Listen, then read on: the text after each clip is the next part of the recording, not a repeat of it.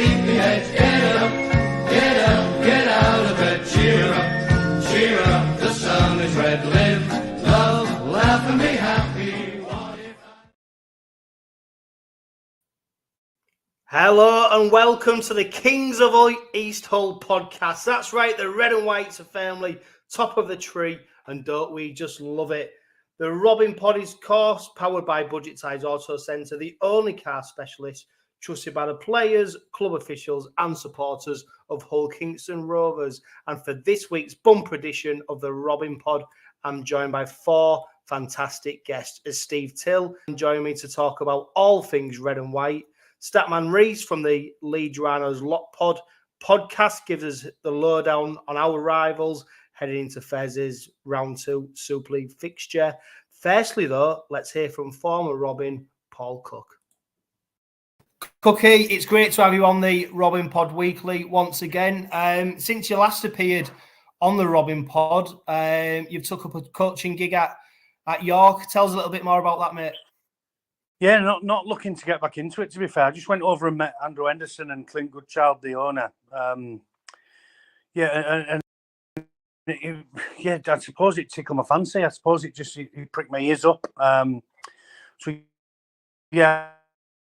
I've gone in there on an expenses basis this year, where the media commitments I have will still take precedent. Hence why I was at the derby with TalkSport 2 last weekend, and I've got a couple of games this weekend. So if the clash with training or games, then I'll have to make it that my precedent set with regards to the media work. But it's great to be back involved with the players. They're a really good group, really,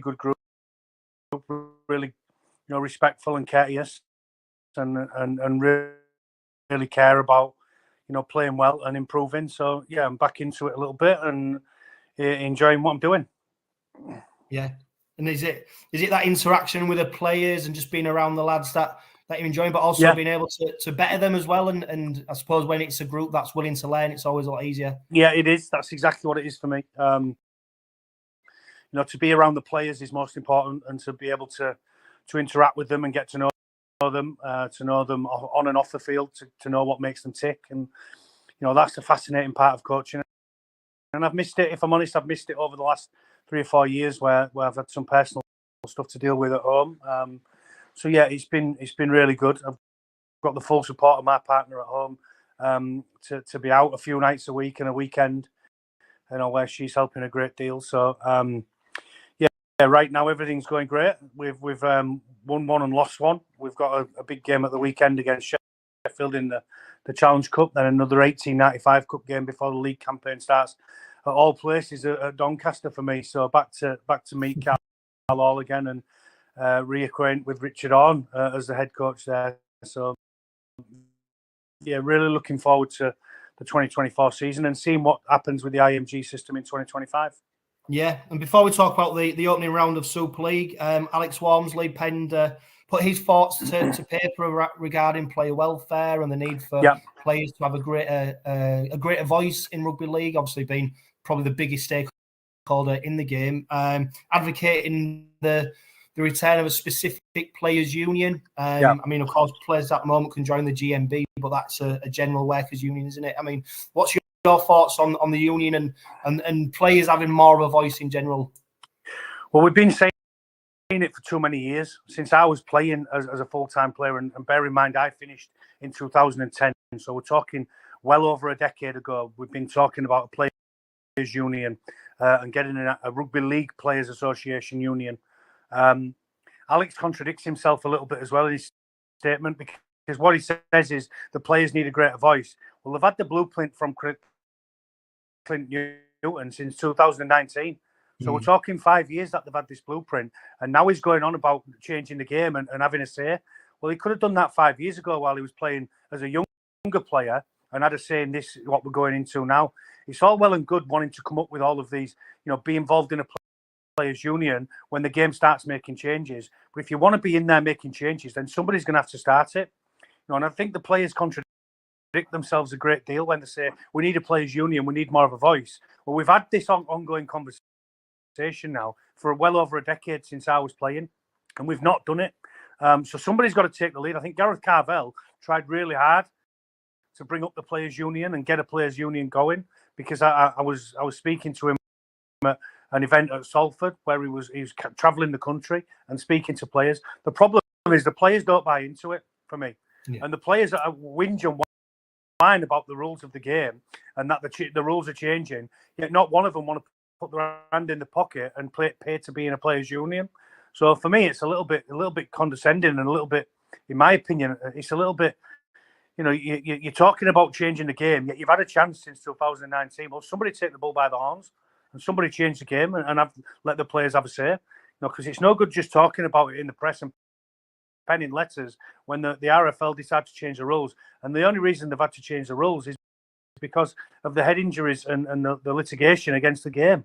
We wouldn't have a game if they didn't change the rules. And now we're moaning about the game itself when we wouldn't have one. So, I just find it a little bit strange that, we need to get a players' union up and running, but who's going to do it? What's the logistics of it? What's it going to pay? Who's going to pay who, and who's going to put their hand in the pocket? The NRL put in $3 million a year to the players' union over there. The RFL aren't going to do that over here. We've got not enough money coming into the game. So the players are going to have to fund it. And if the players want to say, then the players will fund it.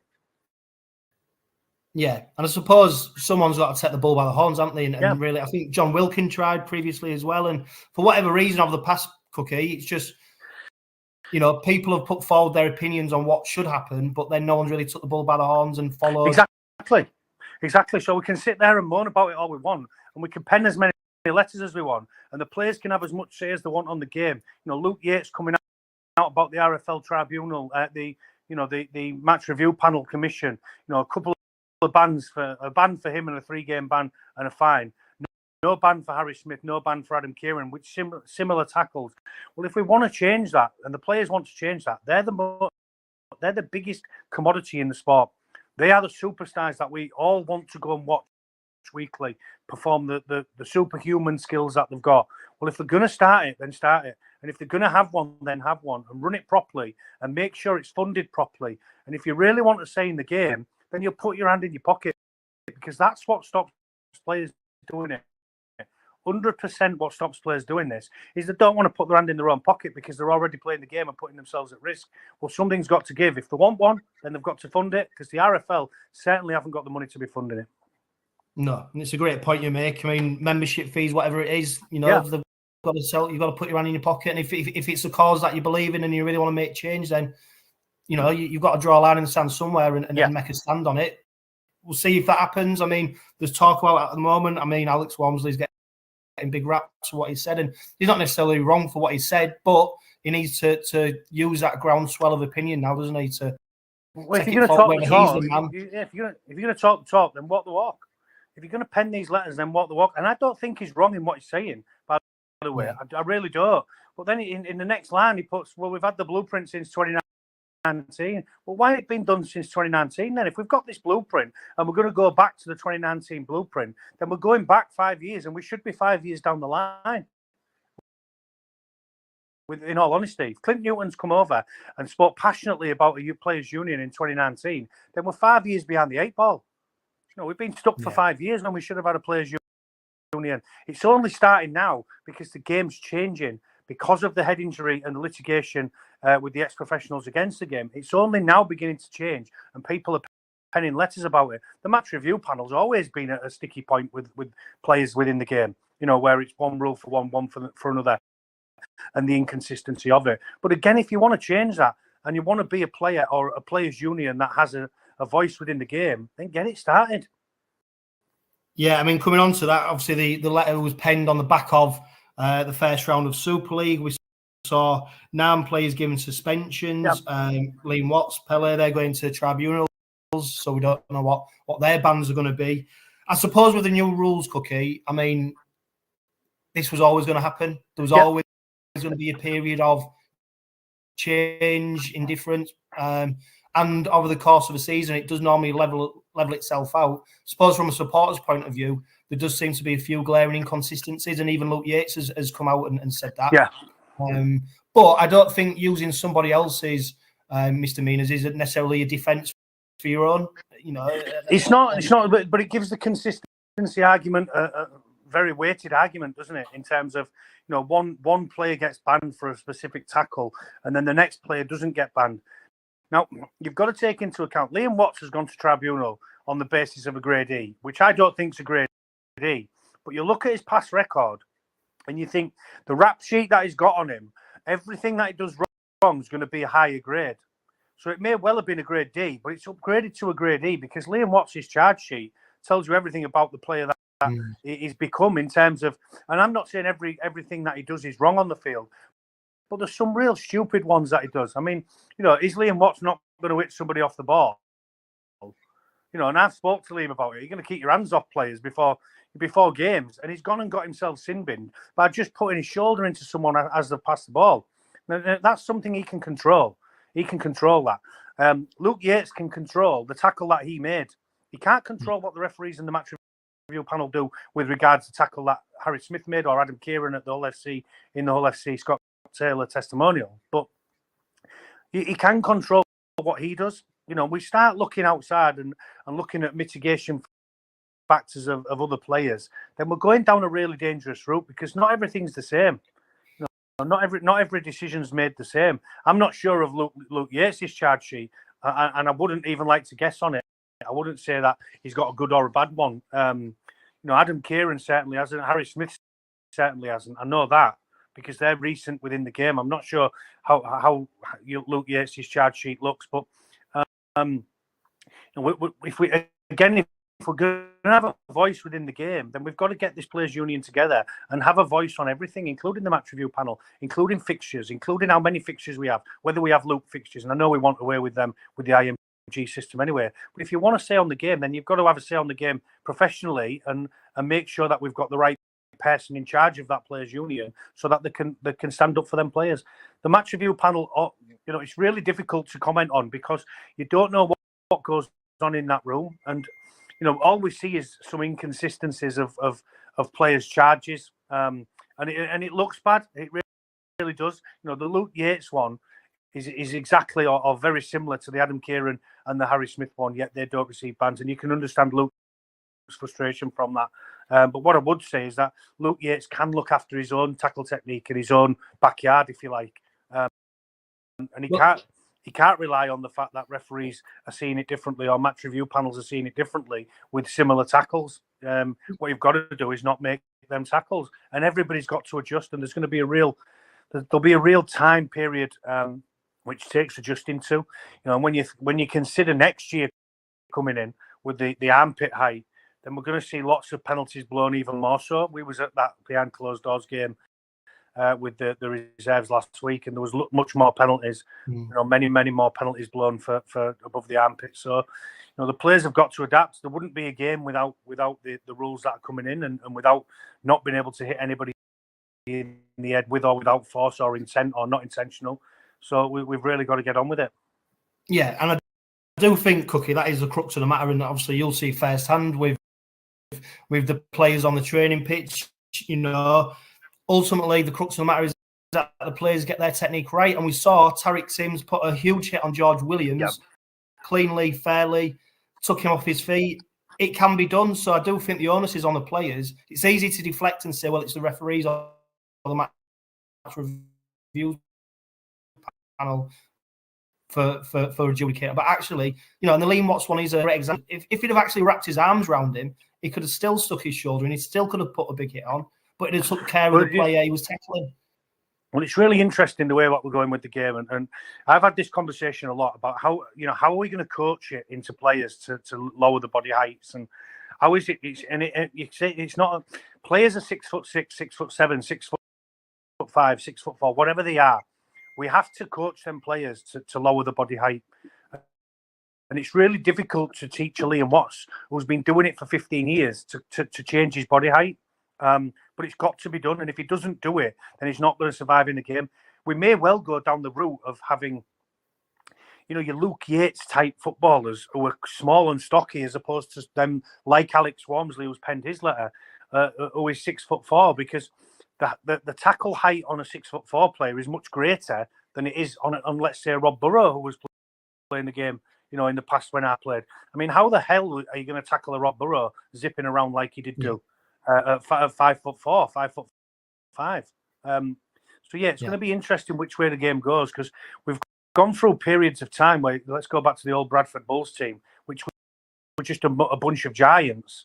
Well, you may well get, in hindsight now, you may well get a much lower height on a player to bring into your club with the new rules over here. So it's going to be really interesting which way the game goes and how it goes and how the coaches coach it. Because I've had lots of conversations with coaches throughout the game over the last month or two about, what it's going to take to be able to change the habits of players. And they are habits, the habitual, the 15-year habits. It's really difficult to teach an old dog new tricks. Yeah, and then specifically, if you look at, for instance, the 𝗦𝗢𝗄𝗃 incident where he's put hands on the player's face, Well, for me, Jono, that deserves much more of a one-game ban than a one-game ban. Yeah. Don't put your hands near a player's face. You don't spit at a player and you don't stamp on a player. There's 3 unwritten rules in rugby league. Don't put your hands near somebody's face and gouge them. Don't stamp on them, don't kick them, and don't spit on them. There's some real unwritten rules, and I thought 𝗦𝗢𝗄𝗃 was a bad one. I think 𝗬𝗂𝗪𝗔 very much well within his rights to be able to kick out. That doesn't excuse and mitigate his factors, but he's received a 3-game ban, 𝗦𝗢𝗄𝗃 1, when the instigator of the whole incident is 𝗦𝗢𝗄𝗃 by eye gouging, and that's a bad one for me. For 𝗬𝗂𝗪𝗔 to kick out. 𝗓𝗲𝗃𝗴𝗄𝗃 one's a brain explosion. That's not tough. That's not playing rugby league tough. That's just playing on the edge of frustration because you're not getting your own way and 𝗀𝗂𝗽𝗓 are beating you up. And that's what they was doing. They was beating Hull FC up.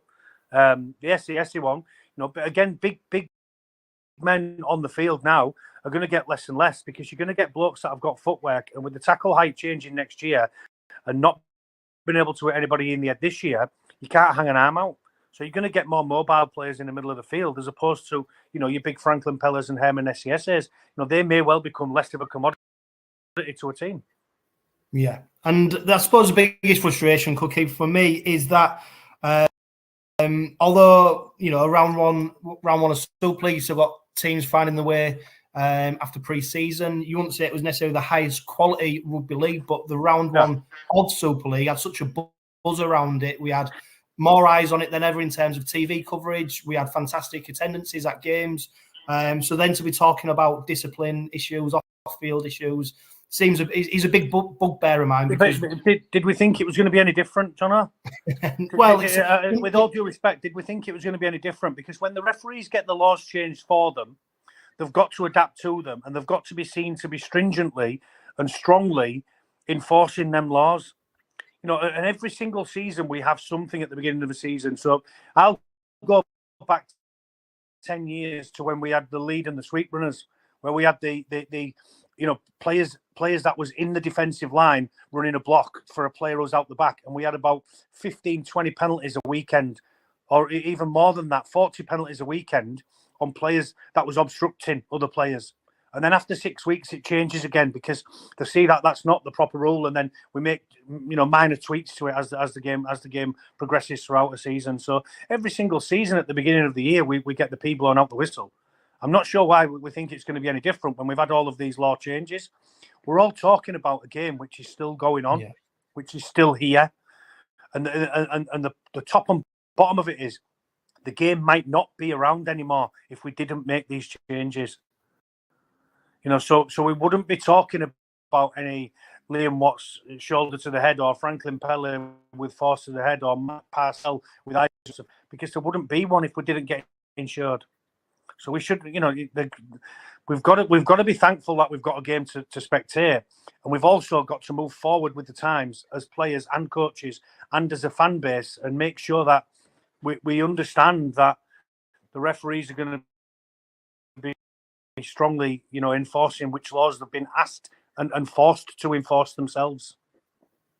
Yeah, without doubt. And if we talk about what happened on the pitch in terms of playing, I suppose, Cookie, all the results pretty much went the way people expected. Maybe the Huddersfield League game, an away win for Huddersfield, a good result for them. But you look across the results, probably the way that many people thought they would go.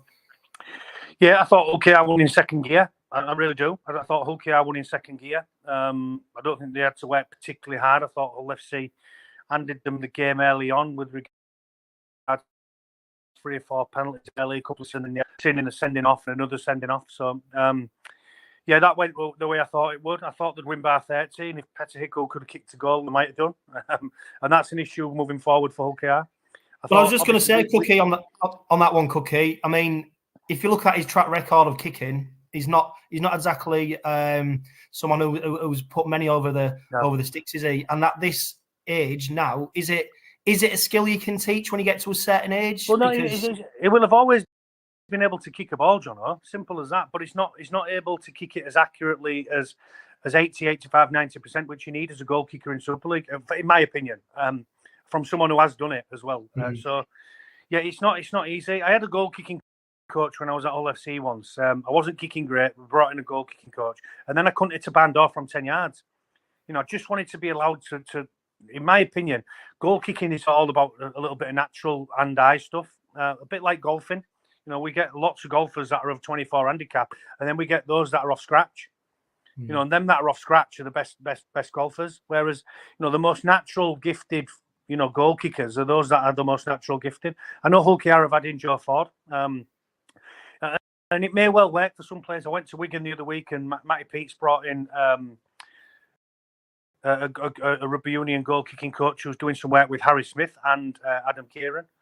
So I spoke to Harry Smith. He was quite receptacle to it, where he's brought in a lot of mental with his approach and how he attacks goal kicks before he even kicks the football. So it may well work for some, it may not for others, but it is an issue because turning 4 into 6 or going from 6 in front to 8 in front or 12 to 14 in front and making it a 2 or a 3 score game is really important in big games. So yeah, it is an issue moving forward. And it's a string to your bow if you're a goal kicker that is very, very important to clubs. So if you can be a goal kicker that is and one which kicks at a high percentage, then it's something that is really important.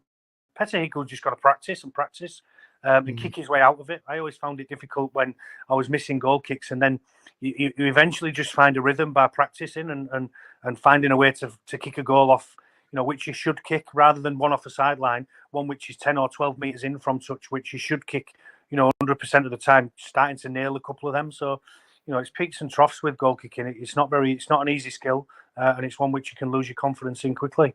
Yeah, and there's no doubt the spotlight is going to be firmly on him now, isn't it? That Leeds game on Thursday night. Well, I tend to think if you miss 3 in a row in a game, whether if they're off the touchline, then it's a little bit less so. But if you're missing them by a long way off the touchline, if you miss 3, then you're going to miss 4, 5, and 6 because after 3 you start thinking about it mentally. So it's going to be an interesting one with him because it's not about he didn't miss 3 on the trot at the weekend, but the one he did miss in the second half, which was for a penalty, is a shocker. I think Mark Wilson described it as the worst professional kick he's ever seen on a rugby field. Well, I'd go back to the water splash final for that with regards to the missed kick, and I know the conditions, they certainly played a part in that one, but that was a really important miss, wasn't it? Yeah, it was. Yeah, fingers crossed we can get that sorted. Going into round 2, Rovers kicking off the second round again against Leeds Rhinos. I suppose for both sides, it's going to be a bit more of a test of where they might be. It's still early doors. There's so much rugby league still being played, of course, over the course of the season. But this is quite an intriguing encounter for both sides. Yeah, it is, because I thought Leeds did okay at the weekend. When you consider that they've got a new spine in a full back 6 and 7 and 9, they've got a whole new spine completely. Then you think that they're going to take a little bit of time to gel. They got over the line against Salford. I thought Salford were great, but Leeds just did enough. So them against the 𝗬𝗂𝗽𝗏𝗏 who won in second gear, 𝗬𝗂𝗽𝗏 certainly got to improve. It's going to be a really intriguing clash. So yeah, I'm looking forward to that one. I'm there on Thursday night. I'll be live at the game. So yeah, really looking forward to seeing how 𝗬𝗂𝗽𝗏𝗏 improve from round 1 to round 2. And how Leeds do the same. So yeah, it'll be an interesting clash. I think 𝗬𝗂𝗽𝗏𝗏 being at home will give them just enough.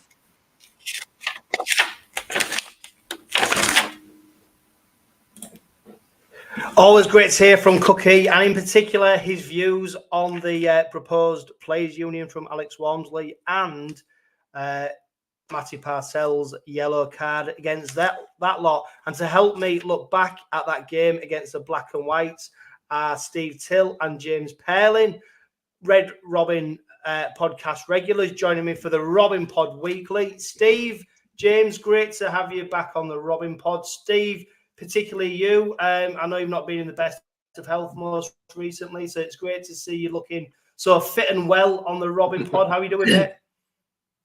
I'm okay, mate. I'm good. Yeah, just had a little procedure earlier in the week, and I'm just getting over it now. Looking forward to the excellent news, James. Great to have you back on the Robin Pod as well. Hull Kingston Rovers 22-0 to victors over the that lot from across the river. In the end, there was lots of anticipation. There was lots of, I suppose, maybe a little bit of anxiety in the build-up to the game. In the end, it was quite an easy encounter, wasn't it? And Rovers were worthy winners, and the scoreline probably didn't do justice in terms of how dominant there was actually on the night. Yeah. Good evening, John. And good evening, Steve. Hope you're well. Like I said, I think as Cookie just said, Rovers just didn't get out of second gear. Have to get out of second gear on Thursday night. I thought it was a very efficient performance overall, and just a really great solid way to start the season. Yeah, and Steve, I mean, Niall Evans, he went over after 6 minutes to score the first try of the game, and of course, them first opening minutes, there's some big hits. Everyone's trying to dominate, but once that try went in, I mean, I give my mate Carl, who's been on the Robin Pod, give him a little nudge, and I said, look, it already looked like it was game over just from that first try. Hull just seemed to be at sixes and sevens, and unfortunately for them, their sixes and sevens weren't very good, which was a bonus for the Robins. But the Hull Kingston Rovers looked in total control so early on. Yeah, it was the line speed that got me. We were determined. It was a very professional defensive performance early on, and that threw Hull completely. The try, when it came, was almost a certainty, but I was so impressed by the way we attacked the whole line. Our line speed was fantastic. Our defence was fantastic, and you knew pretty early in the piece that we were going to win. It was just a case of by how many, and the Evans try kick-started it, and a well-taken try as well. I mean, he ran through Jack Walker, who played for us last year and played very well for us, but he went through him so easily. He just ran over him, didn't he, and scored. Good try. Yeah. I think it was the offload as well from opportunity. Yeah, James was a bit peach, wasn't it? Yeah, I agree. Yeah. I commented on that. That ball was fantastic, and it just left Evans with the chance of scoring, and he took it brilliantly. Yeah, I mean, we saw further tries as well, didn't we, from Tanganoa. I mean, one of the players who impressed me most on the night, James, was 𝗂𝗡𝗄𝗏. Obviously, it was a little bit touch and go whether he was going to play. Willie Peters, everything he said in the lead up to the game alluded to the fact that he would start, and although he'd not featured in the pre-season friendlies, and he looked very astute. He ran a couple of good lines, didn't he? Of course, he went over for a try, and he looked like a player who fitted seamlessly into the Robins lineup, albeit against weakened opposition. And I make no bones about calling them that, because it was, I think even if they'd have played the first team, it'd have still been weakened opposition compared to the level we're operating at the moment. But 𝗂𝗡𝗄𝗏, I mean, he did a job, and he did it very well. He did. I must admit, I was really impressed with him. I think I've been impressed with him when he was at when he was at Wakefield. I think obviously there was a concern, I think, going into the game with him not having played any pre-season, but it just didn't. It just, like I said, he just fitted in seamlessly. It looked like he played every game in pre-season. It looked solid, good running, and just solid in defence as well. And I think once he gets his fitness, his fitness progresses through the next few games and stuff. I think it's going to be fantastic signing for us. It looks really, it just looked the piece for it. Just looked great. It was a great pass from. We're talking about passes. It was a great pass from Michael Lewis. And Oh, it was, wasn't it? Yeah, just they're going to yeah. benefit big time because other clubs are going to be watching Mikey. Is he going to give it that short ball? And of course, we'll talk about it later. But Mikey Lewis's try came from that same move, except when he scored, he didn't pass it to 𝗪𝗓𝗄. But the whole defence went towards 𝗪𝗓𝗄. So that's going to be a good move in future games. Yeah, no, I think you're right, Steve. I think it was a lovely pass from Mikey, and just sort of really soft hands, and they weren't going to stop 𝗪𝗄𝗄 from that distance. And he's got big shoes to fill on that left edge with Lynette retiring, and I think he will if he carries on as he started, and he will be certainly fill those shoes that Lynette's left. He had a few injuries at Wakefield, didn't he, last year? Yeah, and I think that might have evolved by playing for a team that went on top of the form, that were getting beat every week. Whereas with Rovers, hopefully he's going to be with a team that are winning every week, and that'll just boost his confidence and help the club immensely. Yeah. Yeah, and it's interesting you mentioned about injuries as well. I mean, he's not the first player who suffered injuries, but you've got to look at, I suppose, Steve, the setup that Wakefield had, and the conditioning staff and the facilities, and the opportunity to to better facilities and doctors and all that kind of stuff. The wraparound care at Hull Kingston Rovers has gone on leaps and bounds over the last couple of years.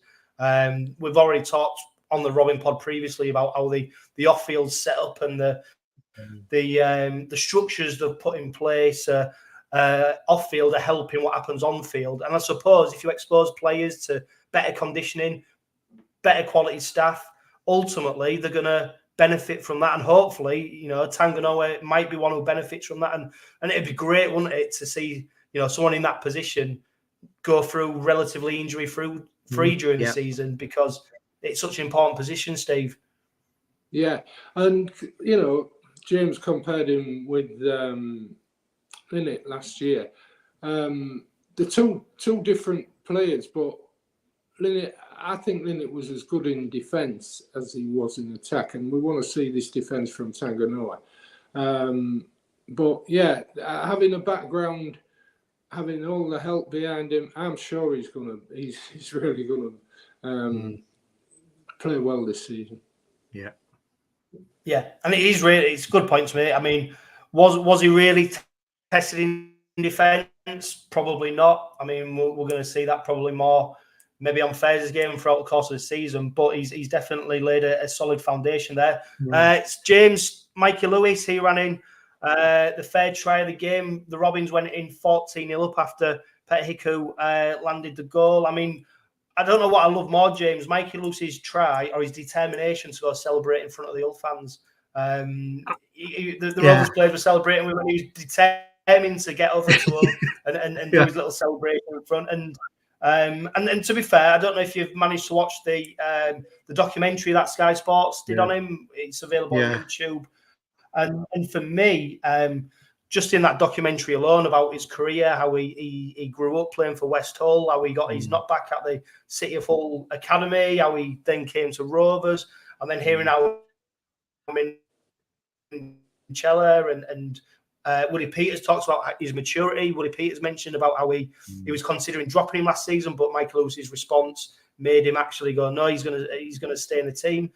He seems to have come on. I said leaps and bounds about 𝗪𝗓𝗄𝗃, Mikey Lewis, and the maturity he seems to be showing out on the field. I think last season he got a bit of a kick up the arse, and he seems to have took notice of that. And he doesn't look a completely different player, but he looks like a player who's got an older head on his shoulders at the moment. He does, and I think the documentary I thought was really interesting, and just sort of say really how important his his family is to him, and sort of how they've sort of helped him go through things as well. But the try he took on Thursday, it was a typical Mikey try, wasn't it? It was just sort of they just looked nothing on, but he made something happen, and I think that's what he does. That's what he does best. He makes things happen, and I think that's when you look at the game, the game of rugby league. That's what people want to see. The one, halfbacks in particular who get people on the feet. They want to be excited by them. We want to see him do something different. And I think Mike is that sort of player. And as for celebration in front of the FC fans, I thought, yeah, great. I think that's what you want in a halfback as well. You want Steve will remember the likes of Alex Murphy. Who just had that sort of edge to them that just winds people up. And gets opposition on they're on the toes, and just again, you just don't know what's going to happen. And I think it was great. I think it's great. It's progressed, and I think we might have talked about this before on the podcast that he'd gone to York and onto Newcastle on loan, and that sort of seemed to do him the world of good as well. I think helped him probably appreciate what he'd got. What he's got at Rovers and the surroundings he's got at Rovers. That's not to denigrate, like Newcastle and York at the time, but that sort of thing gives him that experience of actually trying to lead a team around the park and try something different. And Rovers are now getting the benefit from that. And it's great. It's a great point. I think the other benefit was Mikey playing for England. Yeah, I think being in that England camp at the end of last season. It would have, Sean Wynn would have boosted his confidence. He knew he wasn't going to play in the third test, but he got the man of the match in the first test. So it's not a bad record, is it? And I think the benefit of training with the England squad, Mikey training with the England squad has helped Rovers immensely, and Mikey in particular immensely. Yeah, Steve, 14-0 at half time. At half-time, all the talk was about not will Hull make a comeback. It was more about how many points will Rovers score in the second half. Not least helped by the fact that Franklin Pele decided to try and lay one on Minchella after laying a decent hit on him. He decided to then go and try and hit him into next week for some explicable reason. Fully deserving of the red card. But at that point, 39 minutes in, a red card, 14-0 down. It was an exercise in damage limitation for them. But it had been a relatively comfortable first half, a couple of mitigating circumstances, injuries for them, etc. But I tell you what, Steve, it was full control from the Robins, and a player who probably went a little bit under the radar in that first half, Tyrone May, floating around. He just seemed to drop the ball off to players. Apart from the very first hit, where I think he got absolutely laid out trying to make a tackle, he didn't seem to get many tackles on him, and he could have almost played that first half in a dinner jacket. Very impressive. But half-time, Steve, very in control. But what about that sending off for Pele? I mean, absolutely ridiculous, wasn't it? Well, they made a big thing of this guy Pele and the number 10 shirt. My God. I mean, I saw Steve, do you know what? Steve, sorry, I hate cutting in. Do you know what? Pele, the footballer, an absolute gentleman. And I think for his sake, the comparison between him and Franklin Pele should stop right now, because we've obviously seen that he's not fit to lace his boots. So Franklin Pele, hang your head in shame. And get all them shirts in the bin, because there's no way that them two are on any kind of level. Yeah, I mean, he was interviewed beforehand on Sky, wasn't he? And during the interview, I'm looking at him and I'm thinking, "You've got no chance, son. We'll attack you, we'll run you around, and I'll give you 10 minutes." And he was the first one to make a mistake for Hull, where he lost his concentration at the play of the ball and wasn't standing square. That got us upfield. And then, it just went from bad to worse after that. So I think that led to the first try, did it not? I'm not sure. But it went from bad to worse for him. And I don't want to talk about Hull, to be honest. I don't want to talk about Hull because I just see them as another rugby team. I'm old enough now to have got over the inter-town rivalry, and I rarely do talk about them. But that tackle he made on Minchella was a throwback to the 70s. There were millions of tackles like that in the game, and I thought we got over that. We have. By the way, our discipline in the tackle was brilliant until Matt Parcell later on. We'll probably talk about that later. But I thought our discipline in the tackle, the lack of penalties we were giving away, was excellent. And you know, Pele he just saw red, and he deserved the send-off. And I love the way 𝗕𝗓𝗏 waved to him as he was going off. Yeah, fully deserving. Second half, James, we saw a further sending off 𝗬𝗓𝗏. Steve just mentioned it. Matty Parcell sin bin for the same incident. Paul Cooke giving his views on it.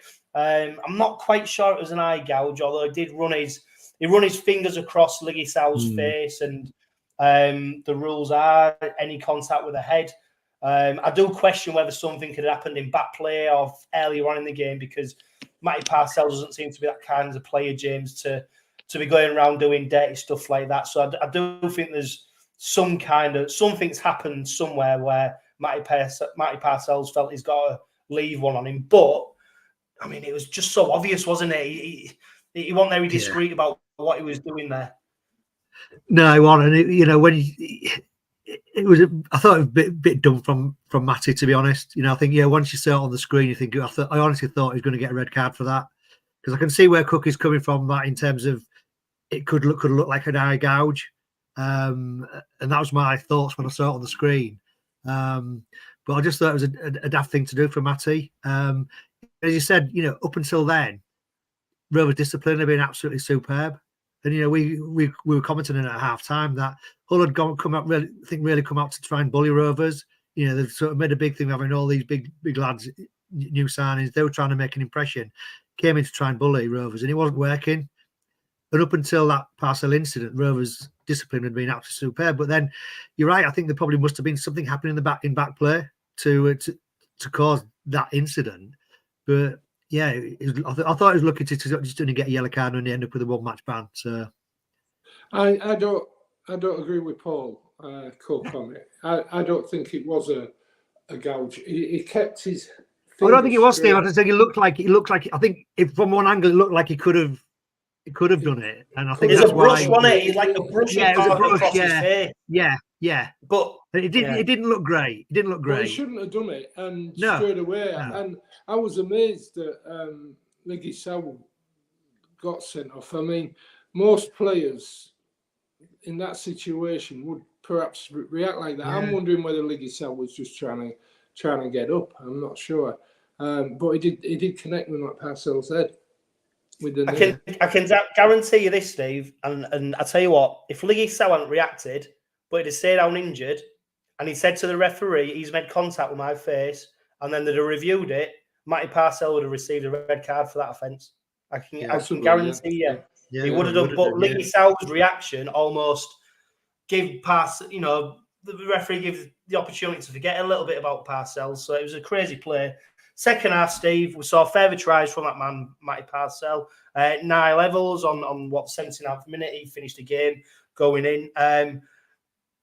I suppose, I mean, it's a difficult one. Do you think Willie Peters would have been happier that they kept Hull to 0, or more disappointed that they didn't score more points? No, I think first match of the season, I think he'd be delighted that we kept him to 0. And, you know, there's stuff to work on in attack. Peter said that. But we still scored 22 points. Could have been 30. We'd have taken a 30-0 before the match, wouldn't we? We'd have taken 22-0. I'd have taken 1-0.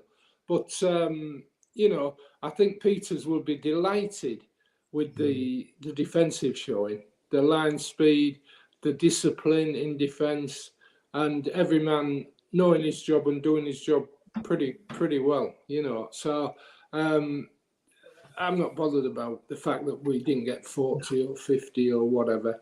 The fact that we won the game, first game of the season, takes us in against Leeds. And I've got to say, and we will say no doubt later, I'm more confident about that game, the Leeds game, than I was about the Leeds game before we played Hull, if you see what I mean. Yeah. You know. Well, Man Rhys, our Leeds Rhinos correspondent is chomping at the bit to get on, so we're going to bring you in very shortly. Just to finish off, Man of Steel points. Mikey Lewis got 3. ค์Tangano got 2. 𝗦𝗡𝗆𝗔𝗟 got 2. The Super League Team of the Week, Mikey Lewis and 𝗦𝗡𝗆𝗆𝗀 featured in that. And interesting to see who Mikey Evans partnered in that Team of the Week, Jordan Abdul. Interesting performance for him against Warrington, of course, showing that early season form just like he did for us last season. I suppose, James, we'll round up the derby with this. I'm glad we've got him in the loop fixture because from what we saw, and what's to come from them, they don't seem to be able to or look like that they're going to get any better. No, they're going to get worse. It's great to see, and I'm just glad I've got them in the loop fixture, and just hope we don't cock it up like we did last year against them at home. Yeah, but and I've got it on very. They had players Clifford, and they had players like Clifford. They had a much better team last year. Although looking at the Rovers team and looking at the Hull team, I perhaps would have only put 2 Hull players in the Rovers team last year, and that would have been Swift and Clifford, maybe.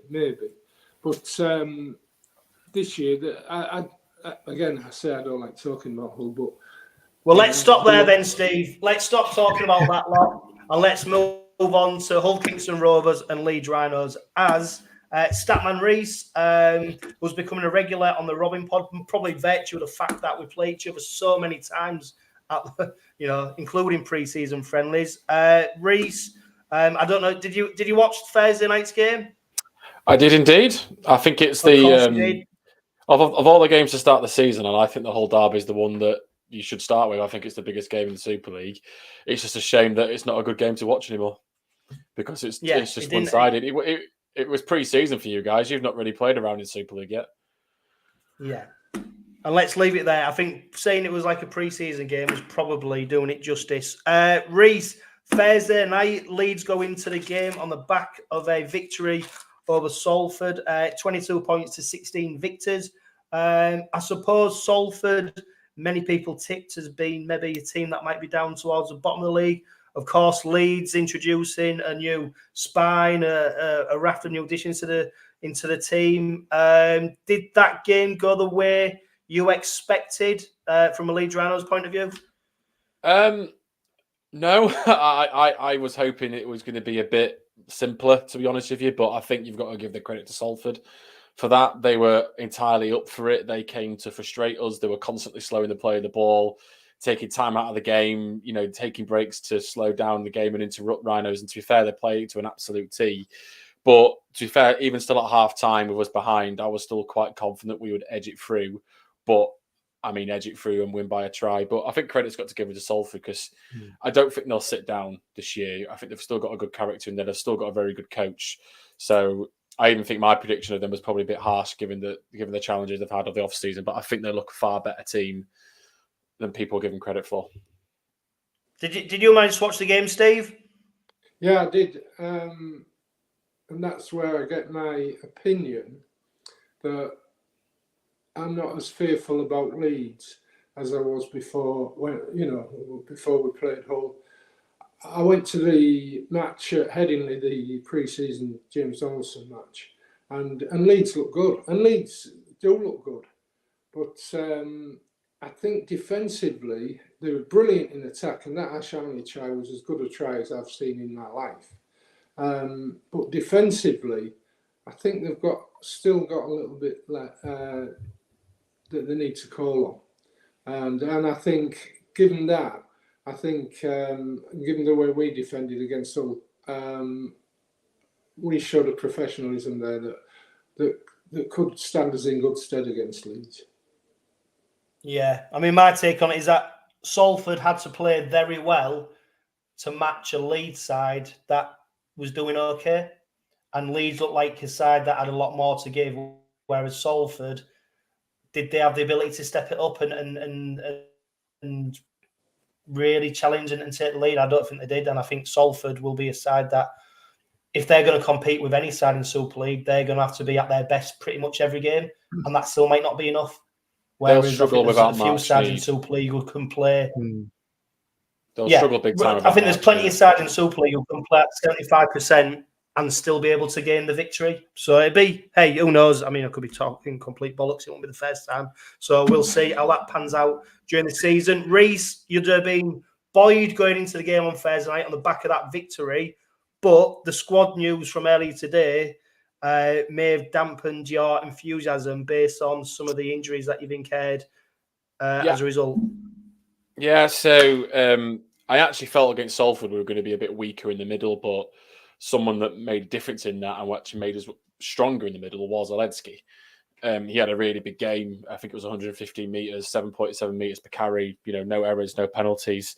But he's out, which means both our starting props are not available on Thursday. So we're now talking of a starting prop between Sangaré, Lasone, Tom Nicholson Watton, who's only ever made one appearance, but is a highly rated youngster, and Michael Goodemond and Jamie Donaldson. So I think if, 𝗬𝗂𝗃𝗏 have got an opportunity really down the middle to put us to the sword and challenge us. But 𝗦𝗂𝗧𝗏𝗏𝗧's a big miss. Obviously, Holroyd's a miss as well.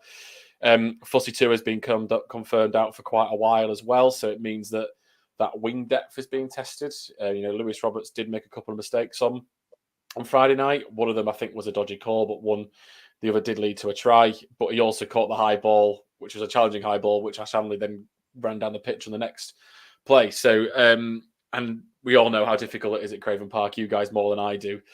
So I think Lewis Roberts will be tested on that wing spot. And another players, obviously, we've just been found out that Gannon's out for 3 months due to concussions, which is sad to see for a 20-year-old that has played so much rugby at such a young age.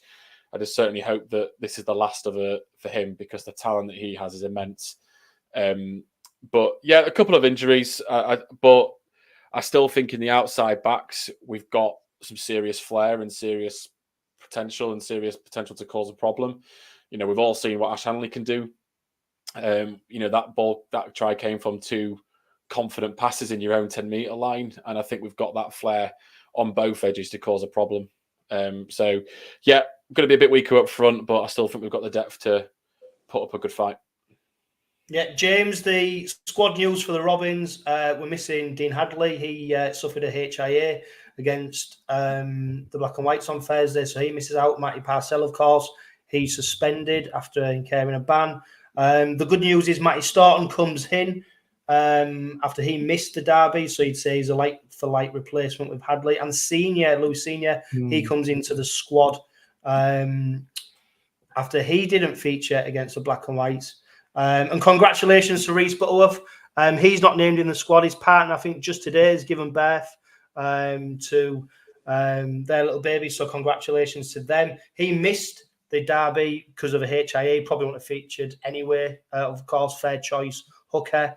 With the news, 𝗦𝗢𝗢𝗏𝗏𝗏 was going to be suspended, you might have expected him to then be the second choice fullback, hooker, sorry. Of course, he's not. So, James, there's some interesting calls to make around the pack, isn't there, in terms of who might play hooker and, of course, who might then line up at prop and who might then come onto the bench for the interchanges, because it's we saw Yusuf Aydin, he featured. I thought he did okay. Yeah, did all right. Where do you see Willie Peters making changes on Thursday night? I think you're going to keep the bulk of the squad as best he can, and I think he's probably going to bring. I can see Staunton coming in straight swap for Hadley. I think the bench one's going to be quite interested in. I think I can sort of see Litton playing for 80 minutes, and then if he does need to spell him, Minchell will probably go into the hooker. But then it's the other place on the bench that's to replace 𝗂𝗃𝗏𝗏𝗏. That's going to be quite interesting. I can see Tennyson getting a spot. But yeah, so the interesting one is Senior into the squad. So potentially got 4 wingers in that squad. Yeah. So yeah, it was just that one's a bit out the blue really.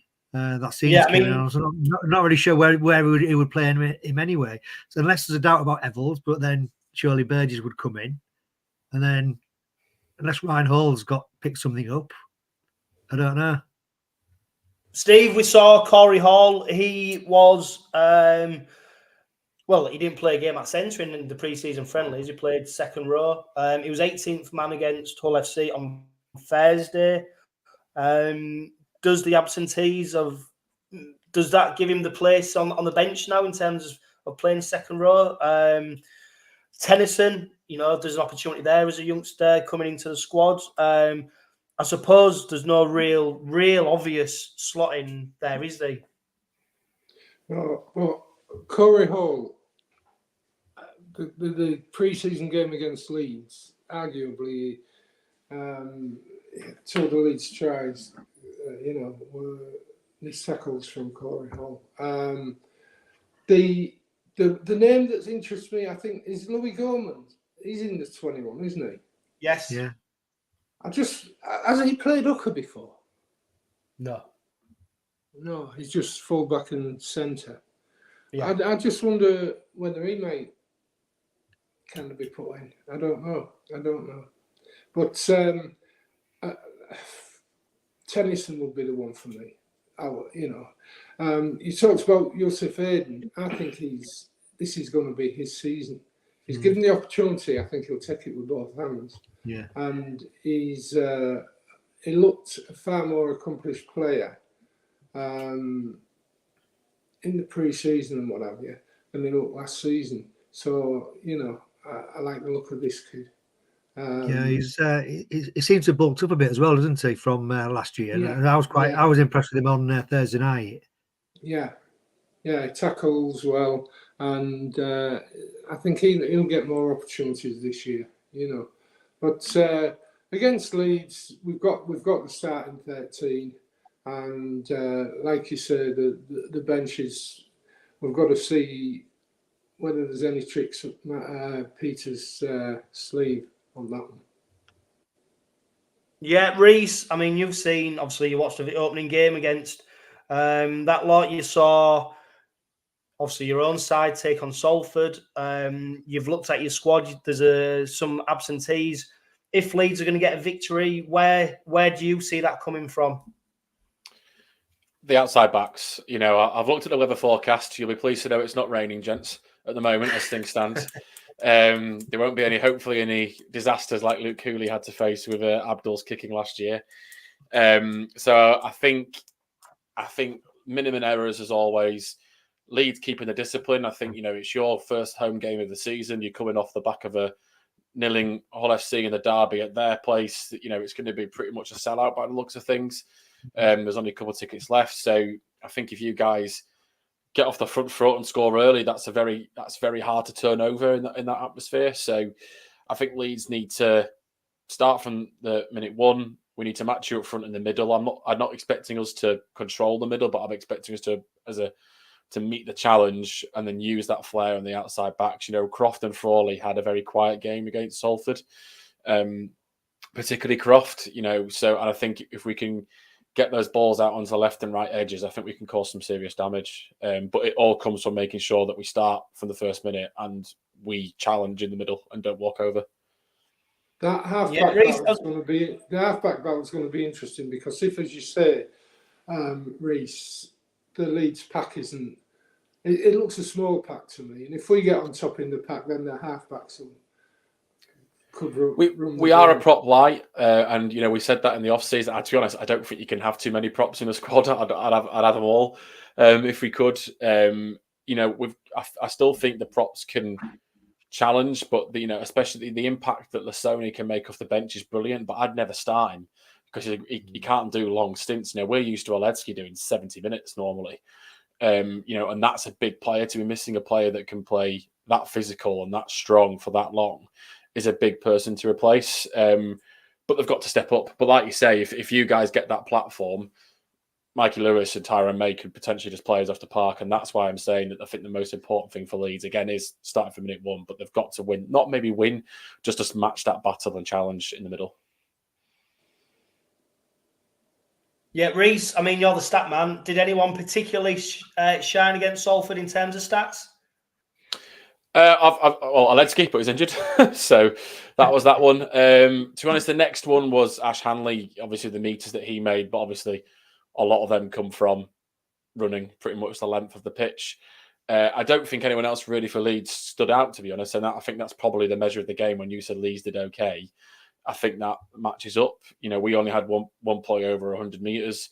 You had Hiku, Evalds, Hall, Lewis all over 100 metres in your back line on the night against Hull. So I think not really too much more to impress from Leeds' perspective than the 𝗦𝗂𝗋𝗂𝗋. But I think the key battle on the night, and its players always look good in the stats, is Smith versus Minchella. I think two really good loose forwards, probably two of the best 3, maybe 4 loose forwards in the league. Both within a shout in the England team. I think that's going to be a really interesting matchup, and both of those always look good in the stats because of their tackle numbers and their playmaking ability. Yeah, James, I mean, you mentioned Minchella. There's every opportunity he could be spelled at hooker on Thursday night in the absence of 𝗦𝗢𝗄𝗧. Although Jez Litton's got every opportunity and probably every chance of doing 80 minutes. It's interesting what Rhys said about their outside backs and their flair, and that's where he sees a route to success. For me, that's maybe what one of our strengths is in terms of our second row centre wingers being able to defend so well. So he's going to be a really tight encounter, I think, on Thursday night. Although I'm pretty confident that the Robins are going to reign supreme. I don't know about you, James. I just think the injury news to the Leeds and the fact that the Robins looked, although they didn't look sparkling against Hull FC, they looked in control and they didn't look like they didn't look like they had to step up a gear, and they looked pretty confident in what they were doing. So I wouldn't be surprised if Leeds are limited to scoring just a few points on Thursday night. I really do. No, I agree. I think I've put down 24-10 on the prediction table, but I think it's certainly going to be a much better, I think, tougher game than it was on last Thursday night. But you know, as I say, I think, you know, Rovers have got that other gear to step up, and I think if you look back to Thursday night, you know, it wasn't really the night for expansive rugby. You know, Rovers were workmanlike, they were efficient in what they did. If it's not going to be raining on this coming Thursday, then I think that's going to give them a bit more opportunity and scope to perhaps throw the ball around. And instead, if you've got Leeds have got the players missing, then the pack's going to get on top. But we just need to watch out for their outside backs. As he said, that Handley try was just fantastic. He just sort of, yeah, it just seemed to go on forever. And I thought Aaron Newman had a good game as well, you know, for once. So I think, you know, keep those two under control and then get the forwards on top. We should come out on top. But it's going to be a tougher game. It always is against Leeds. So yeah, and I know all of you lads. If you remember last year, we beat them comfortably, didn't we, with Abdul's kicking game?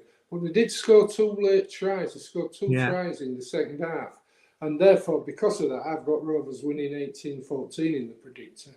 But, yeah, so we've got to be careful of that. And we've got to kick goals.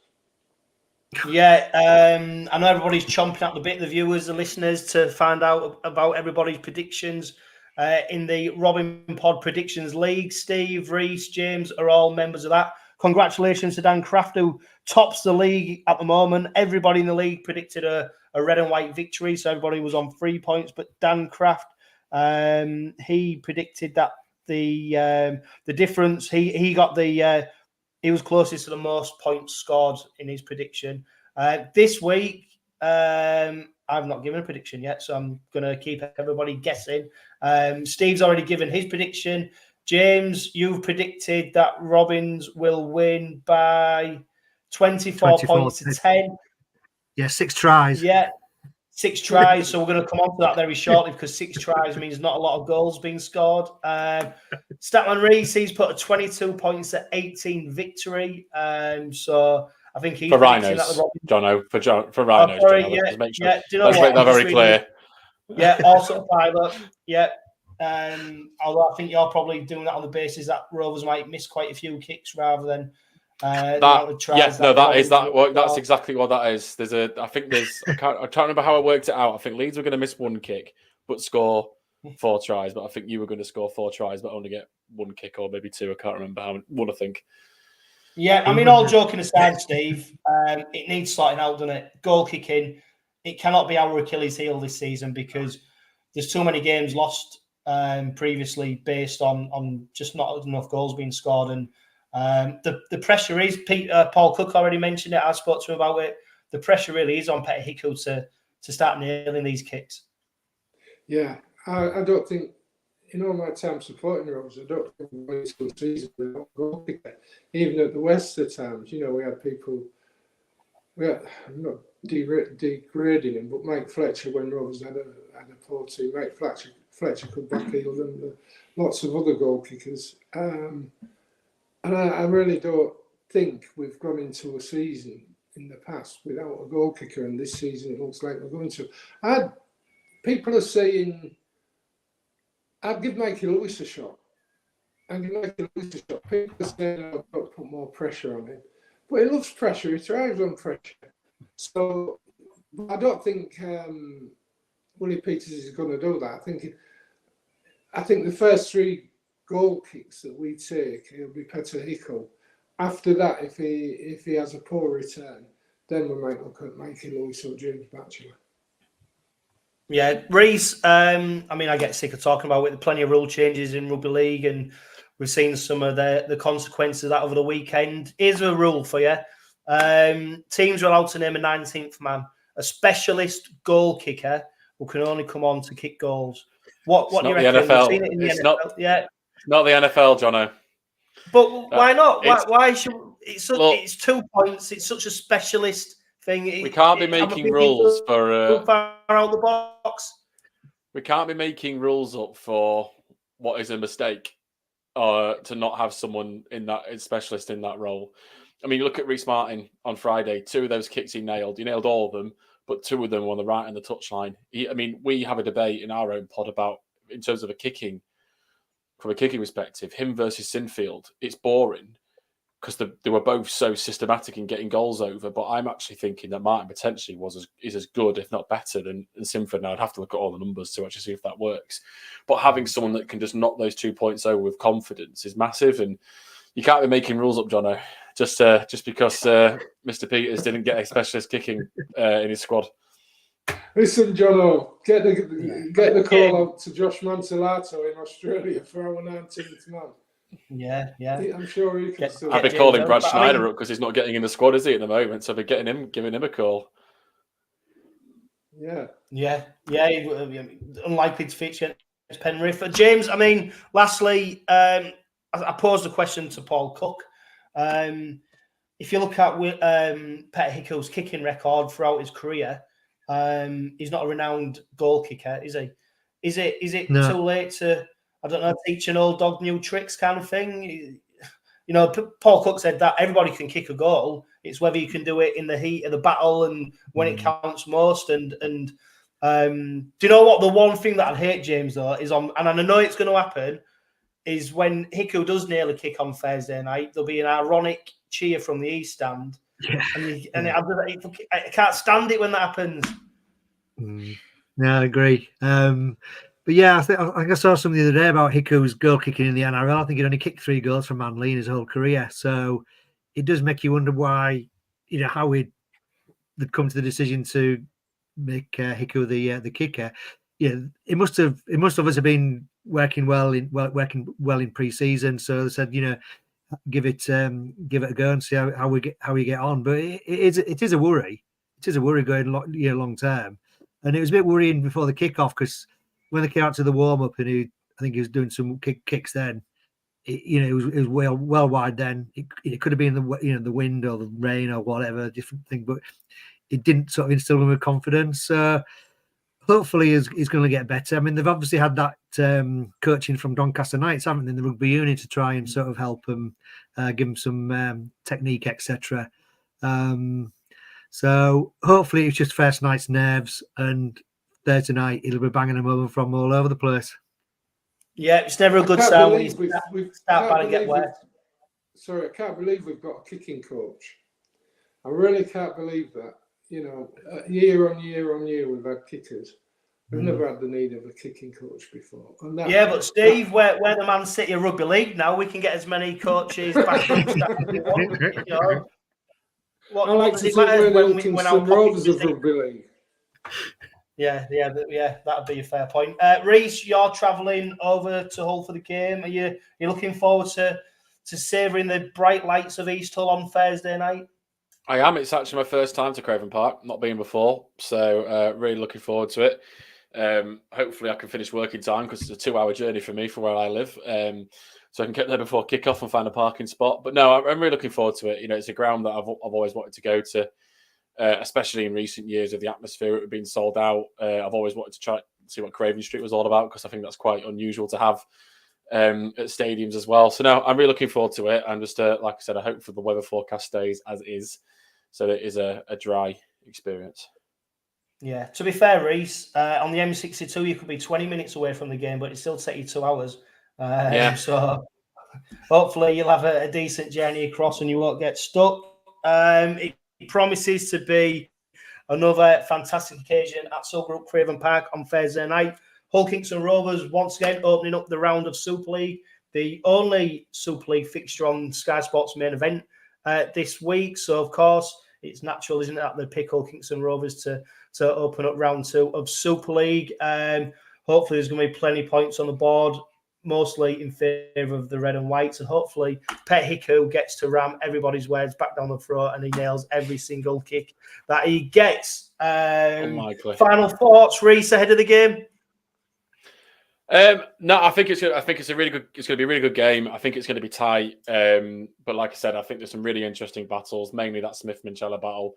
But if both outside backs can play as good as they can on both sides, I think we could be in for an exciting game if it's dry. But I think it's a really good tester for both sides after both of them an okay start in round 1. Yeah, Steve, 2 points on Thursday night it'll give us a lot of hope, especially as we face Salford next, and who knows what they'll do in round 2. But it is starting to a victory against Leeds will start making people really thinking, decent start here, and there's the mean business this Hull Kingston Rovers side. Yeah, I'm looking 2 games ahead all the time, and I think if we could go into the Warrington game at home in a couple of weeks with 6 points, that would be fantastic. That would be fantastic, and we can do it. I'm kind of 75% sure that we'll beat Leeds, but there's that extra 25% that, like Rhys said, those outside backs are electric. So our outside backs defensively are. And James, Steve seems to have fallen into the trap of thinking too far ahead, something that many Hull Kingston Rovers fans have done in the past, and it's come back and bit us. But no, it does present the injuries that Rhys has mentioned, and it does present a fantastic opportunity, doesn't it, on Thursday? But it will still be a very, very tough encounter. It will be. I'm looking forward to it. I think Leeds have recruited well, and they're going to be a completely different team to what we saw. We saw last season, and I think realistically, the likes of Leeds, we're going to be competing with the likes of Leeds for the playoffs rather than some other sort of lesser teams that we played last week. So now I'll be looking forward to it. I think it'd be a good indication of how far we've come on, and how far we can potentially get to. Jono, that trap I fell into. If you recall last season, at the end of last season, I said we'd only lose 1 game after Wembley. We actually lost the grand final, semi-final. But other than that, we won the rest. Yeah, there you go. I'll come to you for some more tips as well then, Steve. Right. That is it. The end of this week's Robin Pod Weekly. Huge thanks to everybody who's joined us for the pod. If you're listening on podcast or watching on YouTube, if you're going to the game on Thursday, which I'm sure you are, make sure that you're loud and proud. And don't forget to live, love, laugh and be.